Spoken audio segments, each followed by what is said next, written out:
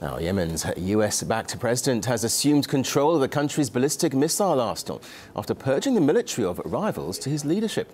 It was feared that the army would refuse to go along with the move, ushering in more turmoil in a country caught between uprisings, drone strikes and al-Qaeda. Gayane Chichakyan now on what's at stake in Yemen.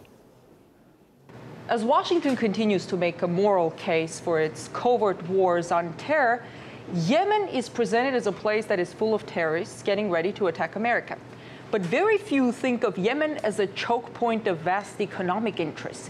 Yemen is the poorest country in the Middle East, but it's sitting on one of the most important trade routes in the world, the Bab el-Mandeb Strait.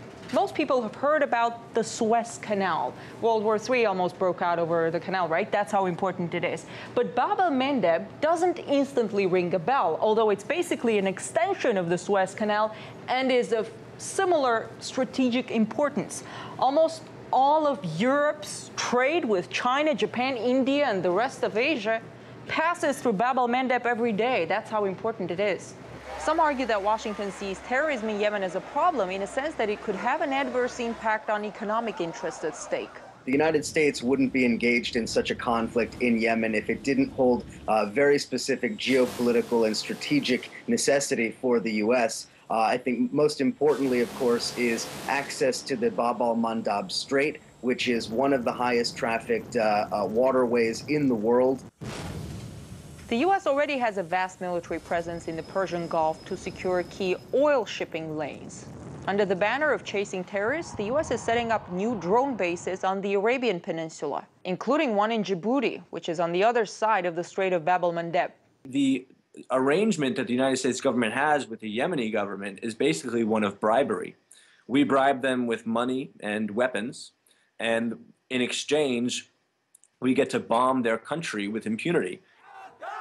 But it may be a dangerous proposition for the Yemeni government because of the uproar the strikes have caused among the population.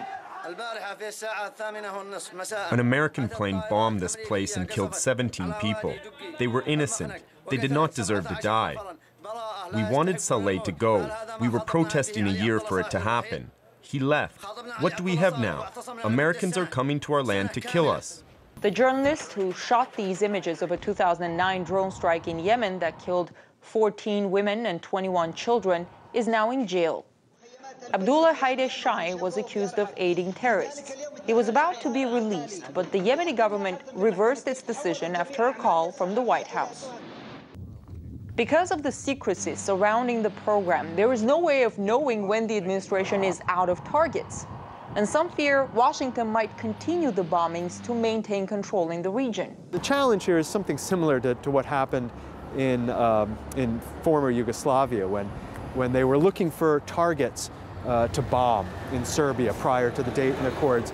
And the military planners came to Richard Holbrooke and they said, well, you know, honestly, we've run out of targets. We've bombed everything. And Holbrooke said, well, we have to keep this bombing up. And they said, well, but we've already hit these targets. He said, bomb them again. Find secondary targets. Because they needed to keep up the pressure.